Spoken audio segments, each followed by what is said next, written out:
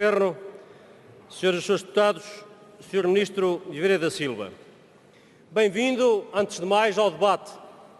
É um prazer ouvi-lo, embora hoje, Sr. Ministro, me parecesse que o seu discurso era mole, um discurso desalentado, um discurso pobre. Não sei, Sr. Ministro, se é de alguma maneira uma espécie de reconhecimento de alguma ilegitimidade da sua presença como Ministro hoje aí nessa bancada. Não sei se não está subjacente essa sensação incómoda de estar aí nessa bancada da forma como está. Mas eu queria aqui pôr-lhe algumas questões que ontem não ficaram respondidas e eu compreendo que não tenham ficado, porque nem o Sr. Primeiro-Ministro nem o Sr. Ministro das Finanças são particularmente especialistas em matéria de segurança social. Vamos então a algumas dessas perguntas.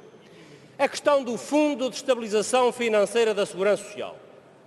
Vossas Excelências vão retirar dos 14 mil milhões de euros, que tem tido alta rentabilidade, cerca de 10% ao ano, tem o Fundo de Estabilização Financeira, 1.400 milhões de euros para entregar a privados para, tendo baixa rentabilidade, fazerem reabilitação urbana. Ora bem, eu acho que o Sr. Ministro tem memória, e é bom tê-lo cá por causa disso também, se recordará do que são as imprudências da gestão do Fundo de Estabilização Financeira da Segurança Social. Vossa Excelência lembra-se que apenas em 3 meses, no final de 2008, desapareceram 350 a 400 milhões de euros do Fundo de Estabilização Financeira da Segurança Social. Lembra-se? Vossa Excelência era Ministro. E, portanto, um apelo à prudência, um apelo à cautela na gestão de dinheiros que são de todos e, particularmente, dos trabalhadores que para isso contribuíram, é uma exigência essencial, Sr. Ministro. E Vossa Excelência tem que responder, afinal, como é que vai ser aplicado este dinheiro e como é que se pode dar a rentabilidade que ele realmente tem tido nestes últimos anos, pondo na mão dos privados e pondo em reabilitação urbana. Muito bem. Segunda questão, Sr. Ministro. Um dos pontos mais dramáticos, porventura, da campanha eleitoral foi quando o candidato António Costa se confrontou com uma pergunta. Há um corte de 1.000 milhões de euros nas prestações sujeitas à condição de recursos. O então candidato pigarreou, incomodou-se, falou lateralmente, fez ali umas períferas, mas não foi capaz de responder. Isto é, a pergunta é esta. Afinal, qual é a lógica desta poupança dos 1.000 milhões de euros de verbas sujeitas à condição de recursos? Ontem o Sr. Primeiro-Ministro também não foi capaz de responder. Remeteu-nos primeiro para uma coisa que era os média, a comunicação social, furtando-se à resposta ao Parlamento, mas depois respondeu ao Parlamento de uma forma vaga. Os senhores falam de aumento das prestações sociais. Têm, aliás, enchido a boca neste debate que aumentam tudo no que tem a ver com prestações sociais. Mas a verdade, porém, é que os senhores vão cortar 1.000 milhões de euros nas prestações sociais dos mais pobres, que são aquelas prestações sociais sujeitas à condição de recurso. E por isso, duas perguntas, Sr. Ministro. Vão mesmo cortar os 1.000 milhões de euros que se anunciou? E, em segundo lugar, quais são, afinal, as prestações sociais do regime não contributivo, onde vão ser cortados os 1.000 milhões de euros? Muito bem. Terceira pergunta, Sr. Ministro. Talvez conviesse explicar ao Sr. Ministro das Finanças aquela questão da lei da atualização das pensões. É que ontem o Sr. Ministro das Finanças falou que esta lei foi suspensa, uma lei que os senhores, aliás, criaram, Vossa Excelência, aliás, em 2006, foi suspensa para não se atualizarem as pensões durante o tempo da governação da coligação. Eu talvez conviesse explicar ao Sr. Ministro das Finanças que não, foi suspenso em 2010, para o exercício orçamental de 2011, que Vossas Excelências fizeram. E para quê? Para congelar as pensões, incluindo as pensões mínimas do regime geral, mínimas da pensão social e mínima da pensão rural. E, Sr. Ministro, convinha explicar, porque convém que haja tempo e história nestas matérias.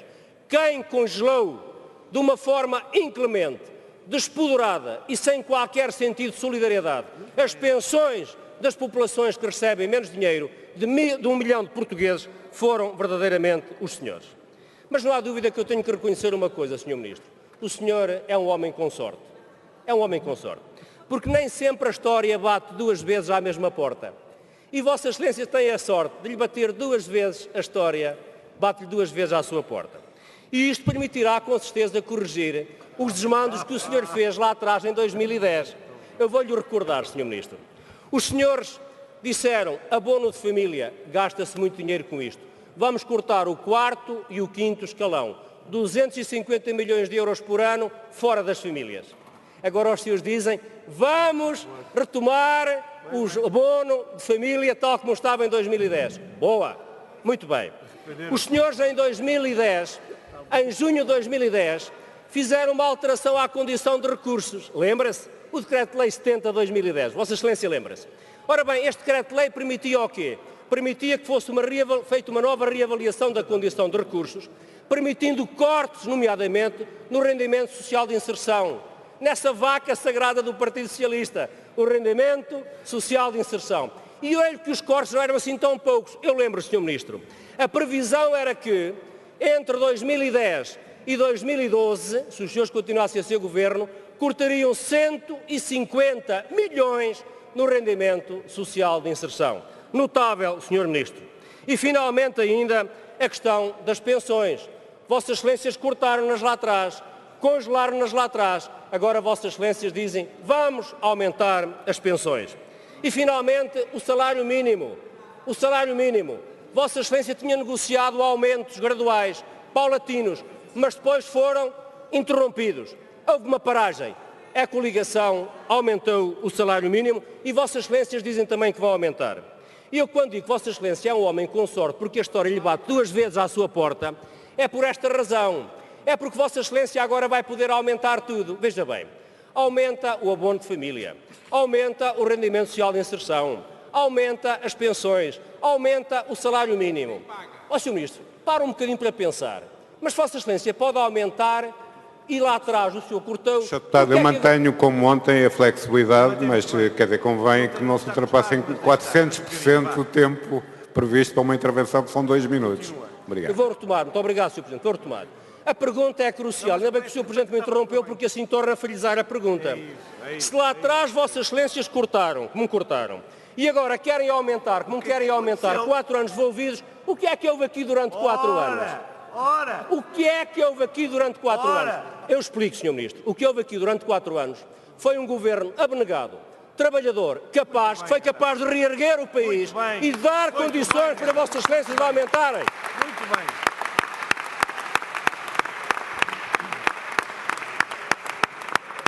E porque o tempo escasseia, não quero deixar de lhe fazer uma pergunta, Sr. Ministro. Ainda. Vossas Excelências, em 2007, fizeram uma reforma da Segurança Social. Essa reforma da Segurança Social, sabe-se o que deu.